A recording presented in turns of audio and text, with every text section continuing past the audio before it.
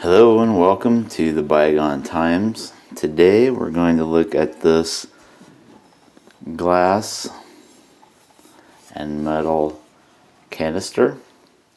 Now this could have a number of different uses.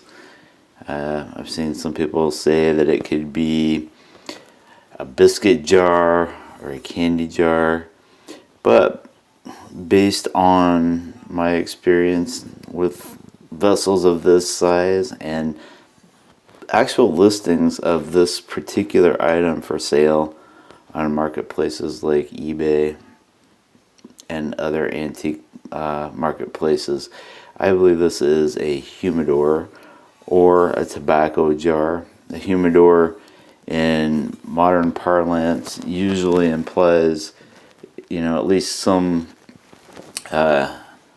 level of humidity control. This particular jar won't give you a lot of that. It will help some. So if you open it up, you can see it's a fairly tight fit with this metal lid, and so that it would give you some protection from moisture if you were to put your tobacco products in here. Now this is about, 6 inches, maybe 7 inches or so tall. It's about the perfect height for putting your cigars in here, or you could also put other tobacco products, possibly even loose tobacco, although while dirty inside, the interior is pretty clean, not stained. So there's the use of it. I believe it to be a humidor, a tobacco jar. Now you can probably see, you can see my fingers through the side there as the light from the window comes in.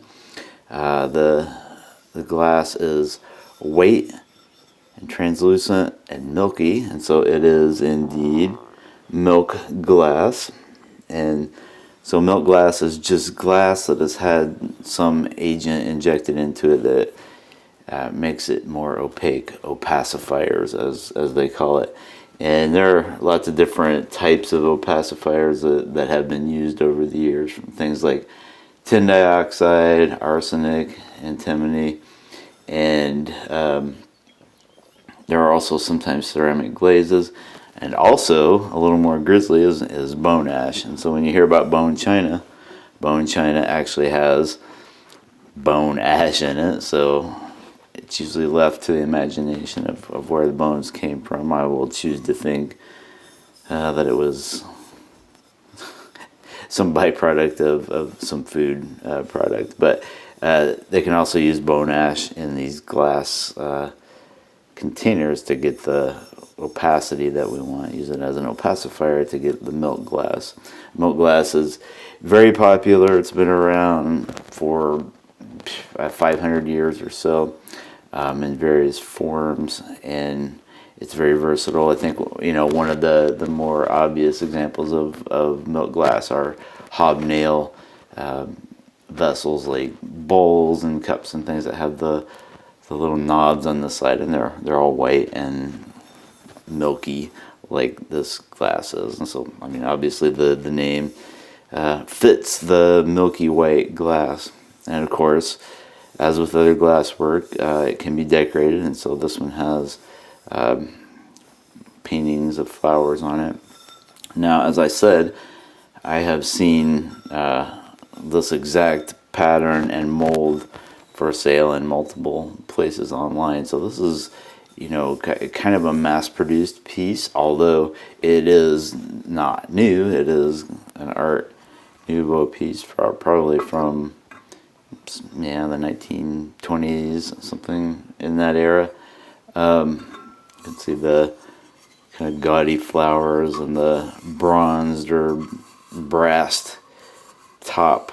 There's some patina on the outside, so you can see some of the weathering and darkening that comes with age of metal items. And on the inside, it is a little more pristine. There's some slight possibility that it's been restored, but I don't see any kind of globbing where people have tried to add paint or any kind of shining. There's some scratches there that are like in the metal itself, and you can see some patina under the lid, so it probably has not been restored.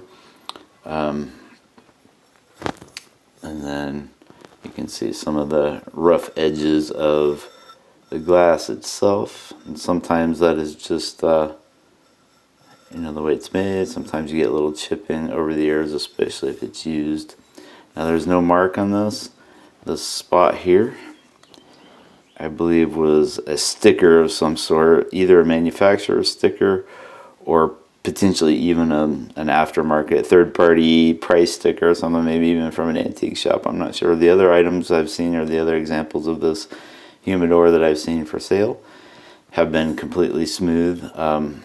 So it's what makes me think maybe this wasn't even a manufacturer sticker, but it could have been.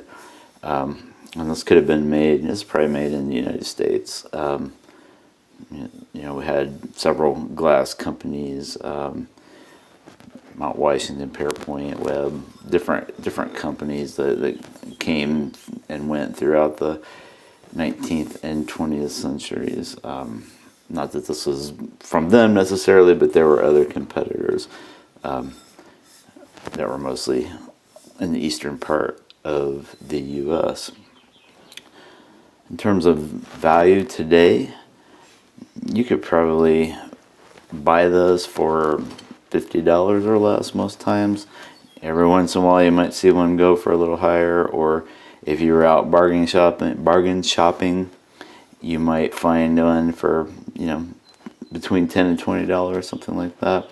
So it's not a break the bank type of a deal, but it is a pretty little piece, and this one's in nice shape, and you could potentially make a display piece out of this, make it, you know, put it on a library table and put some cigars sticking out of it, and, you know, put the lid cattywampus, or just put the lid beside it, or just put the lid on it as intended and actually use it. You just be careful if you don't want to break it.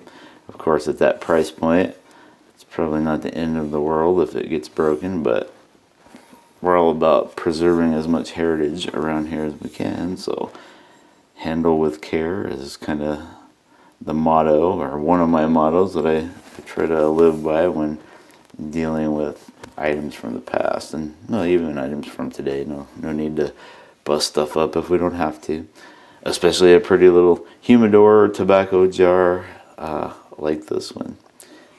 So there's your milk glass humidor. I hope you've enjoyed this video, and I thank you for watching.